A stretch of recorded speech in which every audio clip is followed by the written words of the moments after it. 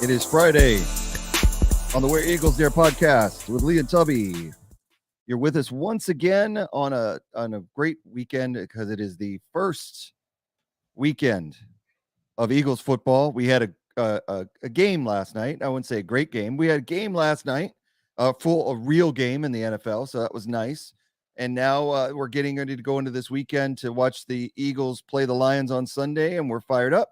So we want to welcome you to a special Friday edition. We're going to start trying to do these on Thursday. These are quick hit editions where we want to come and just give you our fantasy football picks for the week, as well as our picks against the spread of all the NFL games that are out there.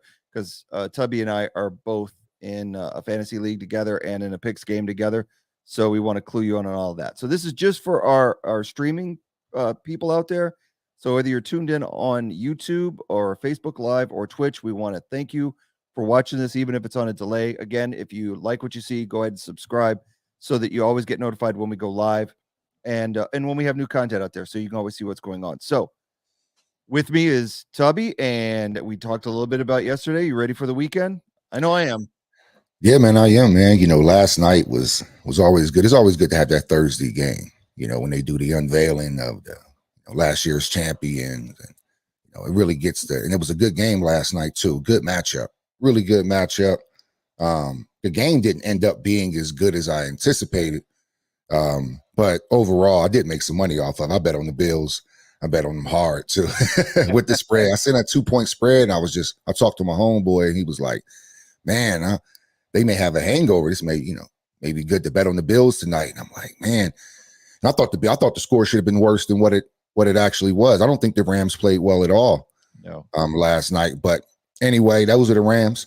It was good to get back into that football spirit. I was at work, so I was like making cheesesteaks and watching it at the same time. But, at least the brewery I was at had Wi-Fi, so I was able to catch the game.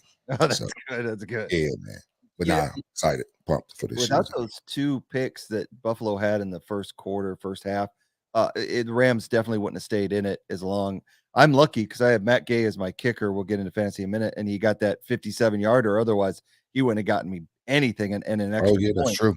Just an extra point. Yeah. I got the Buffalo defense, so I was pretty happy about that. I mean, I had over 20 points. I'm not sure what the final was, but like 6-7 sacks, turnovers. It was unbelievable. They were all over the Rams. And then Josh Allen just looked like a man possessed. He's like, look, they fell short last year, and he looked totally in command of that offense. Diggs looked great. Mm-hmm. Yeah, so bring it on. It's good. It was a crazy game. Really lopsided. Not more, like you said, more than I thought it was going to be. But by the end, you're like, man, Buffalo could have hung up 48 on them easy. But it is what it is. Another thing that happened yesterday that the world is talking about, of course, Queen Elizabeth II passed away. So, condolences to our UK listeners and friends. We do have listeners in the UK, believe it or not. Check the analytics. So that's kind of nice. Some Eagle fans over there that like to listen to the show. And so, yeah, our thoughts go out to them. And I happened, when it happened yesterday, I was thinking about how does that tie into the Eagles? Well, it's not necessarily Queen Elizabeth, but I did want to point out that Princess Di was an Eagles fan. A lot of people don't realize that. There's her right there and her Eagles varsity jacket from the late 80s. And that was a gift she was given on a tour when she went to Philly. And she wore it on several locations. They got pictures of her in it. She didn't know anything about American football, but she officially named the Eagles her team after that. So, yeah. So that's thinking about Britain and everything that's going on, it made me think about that. So I had to throw that out there. Yeah. With everything that's going on. Yeah, man. With that being said, let's get right into the first part of this quick hit session, and that's our fantasy football picks for the week. Now, I've already started, and I had a thing going on. Let me see if I can just maximize this here real quick. Yeah, so I had the Buffalo defense last night, and then I had Gay for the kicker for the Rams, and that was it. That's all I had going, but my opponent had Allen, which did not do very well for me. I did not like that at all. He had a couple of picks, or my score could have been much, much worse. So updating the scores right now, Sleepy Joe, who I'm playing, Josh Allen had 50.48 points last night. Luckily, he had Allen Robinson, and Robinson only had 2.2 points. So that helped me out quite a bit. So right now he's sitting at 52.68, and I am at 30 .50, and that's because the Buffalo defense, I mean, they went off last night. They had only allowed 10 points, 7 sacks, 3 interceptions, 4 down stops, 7 tackles for loss. I mean, 2 3 and outs. It's crazy, man. So yeah, it was a good night to be a Bills have Bills on your defensive fantasy team. And like I said, Gay got me sick. So I'm sitting there hanging with him right now, and I'm actually no longer projected to lose this matchup. I'm projected to win 154 to 145. So like I said, a couple of the things. I got Debo starting this week. I got Dalvin Cook, Aaron Jones for the Packers starting. Greg Kittle is now a question mark. They don't look like he's going to play. So I went out and picked up the Denver tight end. Don't ask me to pronounce his name. It's I'm not even going to try it. Cuckoo Kachu from Denver. The tight end is going to be my tight end probably. If I don't get confirmation that Kittle's going to play, it doesn't look like it. And then I got Devontae Smith as my flex. So not too bad. Not too bad.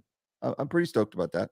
Nah, man, that's a good setup there. So let's take a look at yours, and you can explain what you got going on here. Let's see this. This is Lord Vader, which is Tubby, and he's going up against White Rhinos. Yeah, man, we didn't have any guys play last night, so we're still at a ceasefire. But come Sunday, 11 o'clock Mountain Time, it is it's on like Donkey Kong, man. And yeah, man, it should be a good matchup, man. And Patrick we trust. I'm always starting out with young Patty Mahomes, man. And I like my lineup, man. I think DJ Moore has been way under the radar for a player that's used to be like a top pick in fantasy football most of the time. So yeah, man, and I just see how Thielen plays. They have a new coach, so he may not be as like red zone dependent. So those are like my highlights, and see what Kyle Pitts get. That's my only really question mark. I took him a little early, Pitts, but I think he should have a good season, man. So overall, I like what's going on. We'll see. I mean, I guess you had a better angle at it because your team actually played last night. You had somebody play, but you were also up against Josh Allen last night, yeah, as well too. So he hung out 50 points, 50 48. Yeah. So the thing for me with Sleepy Joe's team is, Justin Jefferson's going to put up some points, but he's already lost his wide receiver. So if you split that 50 between the two, I'm okay. Mm-hmm. I mean, he's got DeAndre Swift at the Lions, which I'll be at the Lions game against the Eagles. He's got ATN, which is okay. Zach Ertz, Michael Thomas, which is the Saints offense is kind of a question mark. So I'm really holding out hope that my big name players like Burrow, if Burrow at least gets me 30 to 35 points like he's projected, I should be all right in this matchup because and then it all really comes down to who's the quarterback in San Francisco throwing to Debo. There's a lot of what ifs in the first week of fantasy until you start seeing how what players are really going to put up some numbers. I think everybody on both of our teams, and if you look at yours, I think there's question marks. I mean, how does Devontae Adams play in Vegas right now with Derek Carr? Does he play better or without Aaron Rodgers throwing to him? Right. Like I said, the question mark with DJ Moore, Barkley with his coming off the injury. We had Montgomery in Chicago. How's he going to play? It's all till it gets out there. You've got a good team on paper. Let's see where it goes. Yeah. So yeah, I think you got a good shot. Both of us projected, we're projected to lose slightly, but they're really close. Yeah, it's no telling, man. Yeah. First week of the season, did you notice how sloppy the play was to start? Like, because a lot of players didn't play in the preseason. You can see that. Like that first quarter, man, it looked pretty sloppy. Like even with the drops, like even with like the first interception from Buffalo, like I think if you just have more reps, you don't even drop that ball. It's such and even when Cook fumbled, yes. Remember when Cook fumbled? Like that fumble was like, you fumbled that? Yeah, he didn't hang on. Like dude barely hit you and you lost the ball. That comes from not getting hit. Yeah. Means I was down. You were not down. I don't even know. I was like, you lost that ball. Like that's so crazy. But that just shows that these guys got it so good now. They have it so good that they don't even have to hit. They really only have to show up on game day. So you see a lot of mistakes happening, right? And then you see, Josh Allen was in a really good rhythm. but he threw a really bad pick as well too. Like, and it was like really late, really behind. I mean, Chris Collinsworth wasn't going to mention that because that's his buddy, but it was a terrible throw. It was super late and behind. I mean, it was an easy pick, but other than that, I mean, he was on fire. But I go back to this all the time. When your defense is playing that well, it's easy for your quarterback to look good because you always have the damn ball. Yeah. So, man, if the Bills defense, I thought the Bills offense was cool, but I thought their defense gave them the ball back. I mean, they had they sacked, they had 7 sacks against Stafford last night. Jalen Hurts doesn't survive a 7-sack game in Philly. I'm just let that, but he won the Super Bowl, so you can get that off. But a 7-sack game, people are questioning his mental ability. It's just the fluidity of the game, man. But Matthew Stafford played a terrible game last night. Because if you that touchdown, the points that they got, remember, they got 3 points off the Josh Allen interception. You take away that Josh Allen interception and that really big Henderson run, they did absolutely nothing the entire game. Well, you had the Cooper Kupp pass as well, too. That was dope. Yeah. You know, Cooper Kupp caught the ball 2 steps, bop, bop. And Cooper Kupp had a great night. I have him in my other fantasy league, too. But I thought the Rams, man, were really underwhelming. Really underwhelming. They said we have to guard or double or triple up Cooper Kupp. I'm like, Allen Robinson is a good receiver. They just couldn't get the ball to him. But the Bills definitely look that defense, that offense as well. So, I mean, they're loaded. They're loaded. Their backfield is still kind of meh, but we knew that. But that defense and the weapons that they have, Diggs, it still was a thing where like one receiver stood out, which is Diggs. Yeah. It was still a Diggs and Kupp type of day, you know, with that game, man. So, you know, they're going to be huge in fantasy. Like I said, Josh Allen put up a 50 burger, which he could have had 70. You know, as many times as they had the ball, he could have had about 70. But anyway, enough of that. Yeah, no, I agree with everything you just said. I think the offense for Buffalo did impress me. I mean, after they shook the rust off, and that's why I kind of see what's going on in Philly against Detroit. I fully expect that first quarter to be kind of a comedy of errors, just getting your feet wet. But once one team hits the ground running and starts clicking, then look out. And that's what happened with Buffalo last night. They started off a little rough. The first possession was beautiful, and Gabe Davis touchdown was great. And then they kind of got. I think that was those scripted plays we always talk about. Very well. And then then the turnovers happened, but then to bounce back, and of course, like you said, the defense giving the ball back after the second turnover. Defense gets a pick right off the bat. I think Stafford that elbow injury may be a little bit more than what they're letting on. I think that's a good point. Serious thing. That's a good point. He did not look as good as he did last year at all. Granted, he's missing some weapons. There's no OBJ. There's no Woods. So that's a hit. When you look at who they got, Skowronek out there with Kupp, Kupp's going to get double and triple teamed. If you've got Kupp on your fantasy roster, and this is our fantasy show, I would be really nervous right now because Tyler Higbee isn't going to draw anything from these guys. So they could be in trouble from an offensive standpoint, the Rams. We're not going to pass judgment now because it was Buffalo, one of the best defenses in the league, if not the best they were playing. But I would keep an eye on LA over the next few weeks if I'm a fantasy owner, be like, whew, they may want OBJ back pretty soon just to get him out there on the field. So I don't know. Speaking of OBJ, there's rumors that Howie's clearing cap space to bring OBJ in on a prove it deal. I'll believe it when I see it.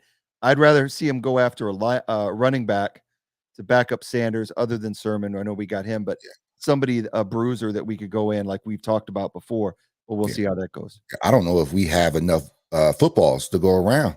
I mean, because you have A.J. Brown and you have Devontae Smith. You know, those guys both won 100 catches. Yeah. No, we don't need OBJ's ego on the team either. I'd rather have Quez Watkins. So then OBJ as the third wide receiver. I'm sorry. That's a good point. That's a good point. Quez, I think it's going to be. I think if Jalen can get Quez the ball early and often, I think Quez is going to be the sleeper, man. I think we have all those little things on as far as our wide receiving core. So if you're playing fantasy football, you got 3 different guys. You got AJ Brown, who's probably just going to be a monster. Period.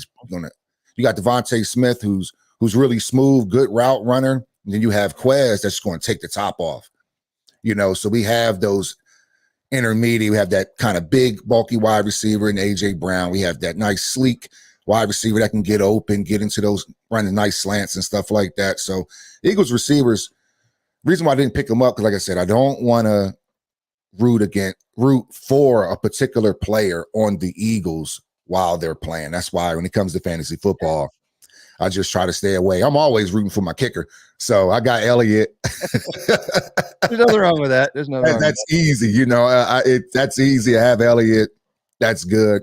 But now, man, I'm waiting to see how this all pans out, man, because I think my team could be either really, I think my team could explode, man. But man, that's a good point about Cooper Kupp. But I think Allen Robinson is good enough. that. I mean, 7 sacks. Yeah. That's a lot of sacks. And that's just the sacks. That's not the hurries. Right. You know, and I thought, you know, Stafford last night, he threw a couple balls, you know, to your point about his elbow. I thought he baseball threw a couple of them versus that natural over the shoulder progression. I thought he kind of like just right. I don't know if he played baseball, but a few of them kind of came out real force because he has such a strong arm, you know.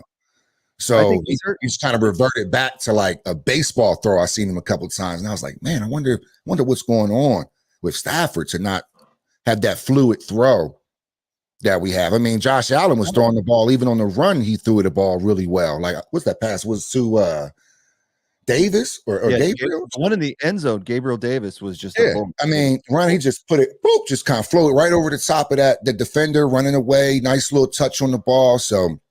Yeah, man, the Bills are a problem. And luckily, they're the AFC's problem. We don't have to worry about them as an Eagles fan just yet.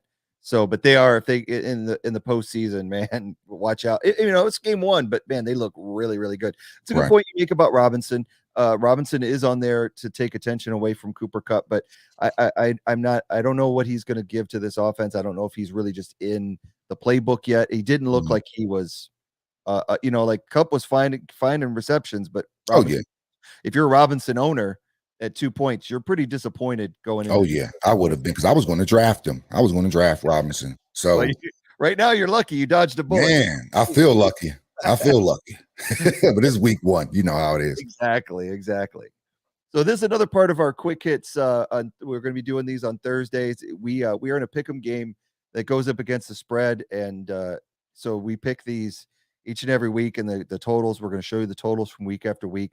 So basically what it is you get 10 points for a correct pick, minus 10 for a loss.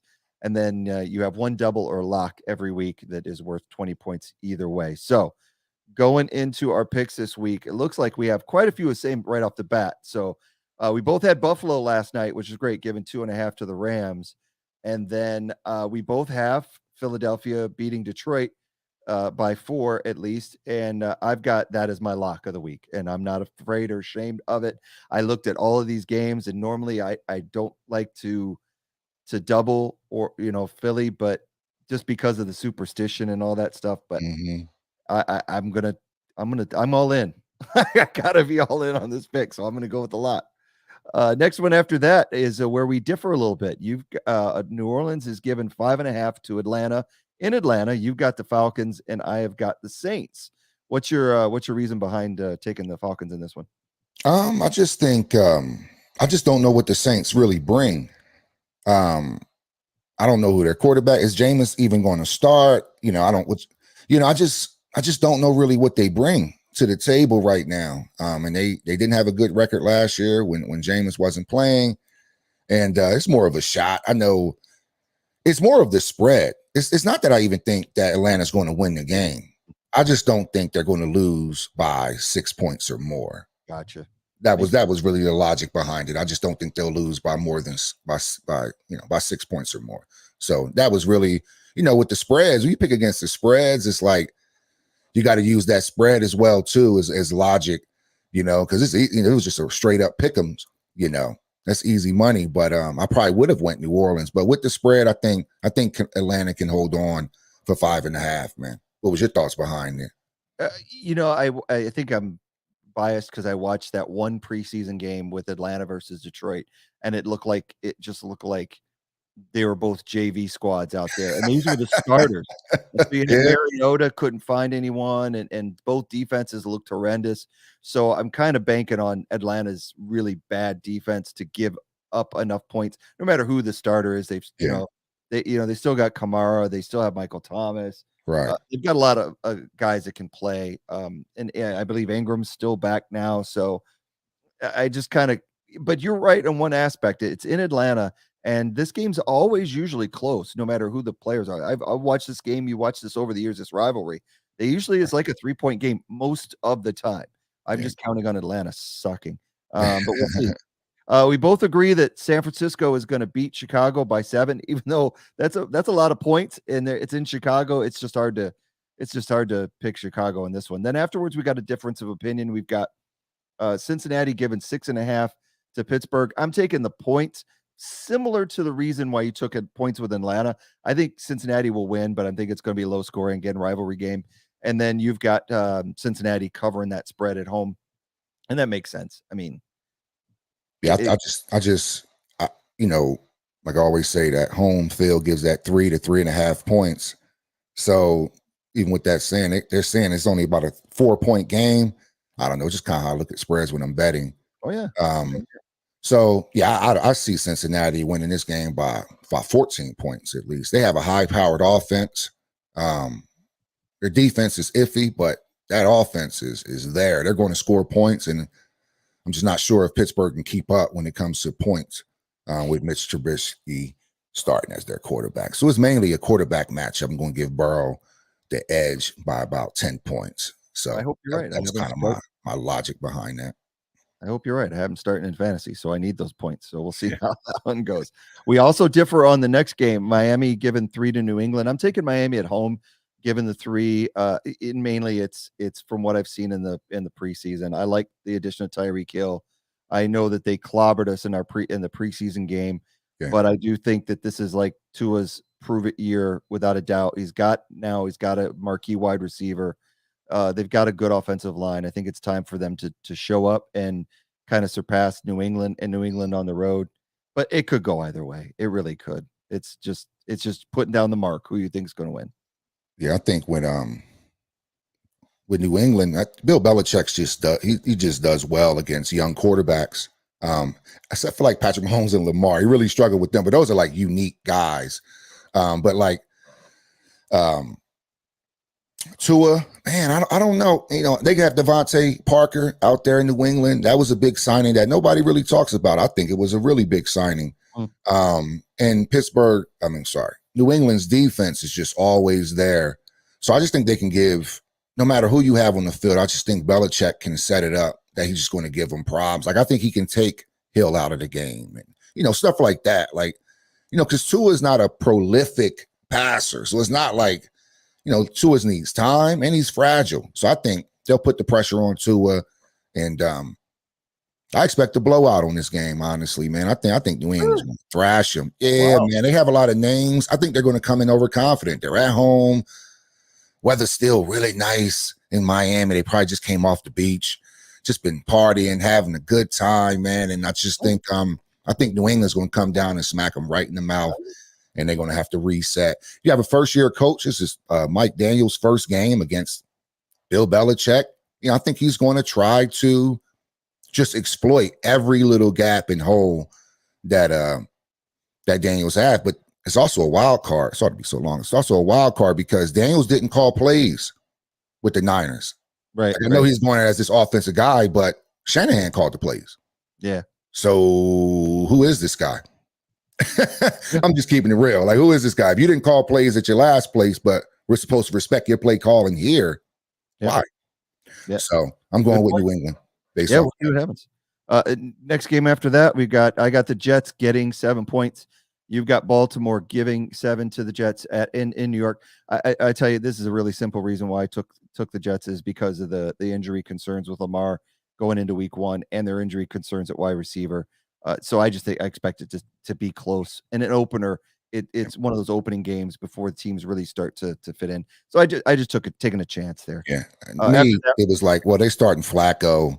I'll just take my chances on Baltimore. Yeah. I mean, we'll see what it goes. And after that, we both like Jacksonville to upset the Commanders down in Jacksonville by 3. After that, we've got Carolina. We both have Carolina beating Cleveland by 2.5. That's not a hard one to pick. We do differ on the Houston game. I'm taking the points with Houston. It's just I'm taking the points. It's basically another one where it's just too many points on opening day. I do think this could easily be a really bad blowout for Indianapolis. If Matt Ryan gets out there with all their weapons and Jonathan Taylor, this could get really ugly quickly. Yeah. I just have a hard time taking those 8 or more point games, especially in the picks game. I usually tend to go you're right, man. And basically, you already said my thoughts. Matt Ryan, Jonathan Taylor, first with a young Houston, squad that I can't really even name their starting quarterback. So I think Frank Reich in his 5th or 6th season out there can go down there with a veteran quarterback, really nice receiving core, best running back in the league, and get it done by 10. Gotcha. After that, we got you got the Giants getting 6 points from Tennessee. I'm going to take Tennessee at home, basically because I don't trust the Giants at all this year. I know you've talked up them, and I feel the opposite. So we're going to find out. Yeah, for sure. I think Saquon can have a hell of a day, and I just don't think they'll lose. I think they'll lose to Tennessee. I just don't think they'll lose by 6. That's all that is. I have to check that out. All right, and your lock of the week is Green Bay. Given 1.5 to Minnesota. I also have Green Bay. I just found it as my double. That's a pretty low spread on the road. This is a great rivalry game. Should be an awesome game to start the season.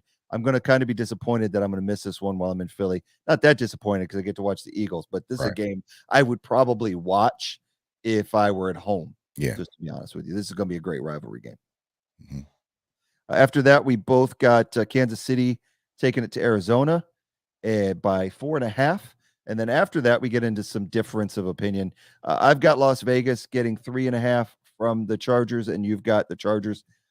It could go either way. I'm liking the idea of Carr to Adams, and I think this could be a shootout that could be within 3 points.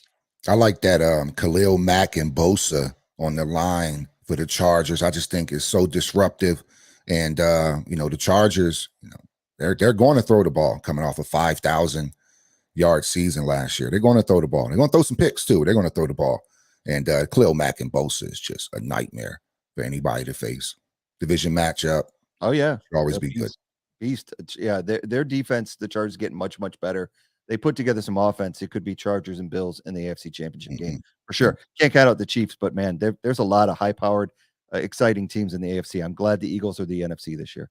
And after that, we have a disagreement on the Tampa Bay-Dallas game. Tampa Bay is given 2 at Dallas. I took Dallas for a couple of reasons. Number one, they're at home. Number two, I expect Tampa Bay to have a down year. I think this could be convince Brady to, up and retire. His receiving core is a little bit on the aged side with Evans and Julio Jones. They don't really have a solid option at running back. I think that it's going to be rough for them. I know that Dallas is hurting right now. But I think by 2 points at home, I think that'll give them enough to win. Plus, I always like to talk Dallas up so that it could jinx them and cause them to lose. It's just a superstition thing that I like to do. Brady has never lost. Brady has never lost there. So that's all I'm going with. And, his veteran ability. And they still have Leonard Fournette back there. That's still a great running back. So I just like Tampa going in there, and I just dislike the Cowboys that much more. So I hear you. Yeah, I hear you. We're for different reasons, but we got our own reasons for each pick. And then after that, we got the Monday night game is Denver. This is going to be a fun game to watch. I think just Russ going back into Seattle. They set this up so well. 6.5 points. I think we both like Denver. Seattle just doesn't have anything without Russ. They've lost so much on offense and defense. This is clearly a rebuilding year. I'm glad the spread is not more than 7 or 8 because then it would have been harder to pick. But yeah, you got to take Denver. Going my 6.5. They're going to thrash them. Yeah. And we do 3 college picks every week, and we're both in agreement on all 3, which is kind of funny. We got Alabama giving 20 at Texas. So that's an interesting one, but I just think Alabama's got too much for them. And then the other 2, we both have Houston getting 3 points at Texas Tech, and we both have Baylor getting 3.5 from BYU. So we except for Texas, we like the other Texas teams. So yeah. Yeah, it's all in there except for BYU. But yeah, man, that Baylor BYU score was, man, unless I don't know something, unless BYU is just that great, I think that's a pretty gettable. Yeah. Even if you betting real cash money for Baylor and BYU, but this is just this is not financial advice. Don't please don't bet based off of what Tubby says. I am not responsible. I am not responsible. That's what I always like to say after we did our pick segment last year. I was like, and if you do have a gambling problem, always remember to call 1-800 for advice Right. and consultation. Yeah, this is just for fun. Our group is a pay group. We pay to get into the Picks League, but it's $50 for the whole year, and that's it. So it's a group amongst friends. We have about 30 people in it. So this year, I finished, I think, third last year. I was in first for the longest time. Yeah, and I choked it all away at the end. I started overthinking the picks, and I hope to not do that this year. So we'll see what happens. So okay. So that's it. That's our picks and our fantasy picks for this week. Yeah, man. Hey, it's gonna be a wonderful weekend. Yeah, man. I'm really excited. Just for everything, man. This is my favorite time of the year. Soccer's just kicking off, and you got football, American football kicking off. And it's just, college football on Saturday. It's just, oh man, tis the season. Tis the season. Yeah, exactly. For football, for sure. Tis the season. I'm looking forward just to this evening, just to get in that pregame mode, listen to some tunes, just hang out, and then tomorrow more games. College that feeling you get before the Eagles come out. That feeling you get 5 minutes before the game, where you're scrambling and your heart is pumping and pounding, and you hear the crowd and that kickoff. And speaking of which, I will be at the Philadelphia Eagles game. I'll be doing some just live tweeting, some Facebook Live from the stadium, just to say hi. That's that dope. I'm there at the game, pre and post game. Real quick, we'll do that. And so until then, and we'll also be back here on Monday at 3:00 for our recap show of the Eagles and Lions. So be sure to join us for that. If you like the podcast, you want to hear more, you can always follow us on your favorite podcast provider: Spotify, Apple Music, Amazon Music, Podcaster, Castro, Stitcher, all kinds. Just go there, find us. If you can't find us, let us know. You can email us at our email address at lee.bird, that's byrd.eaglesdare@gmail.com. And of course, we are always, every week and all the time on YouTube, Facebook Live, and Twitch. So if you like us, go ahead and subscribe, and you always get notified when we go live. With that all being said, I'm going to turn it over to Tubby for his parting words of the week. Hey, man, thanks for stopping by for this special edition. As always, fly, Eagles, fly. And go Birds. Have a good weekend, everybody.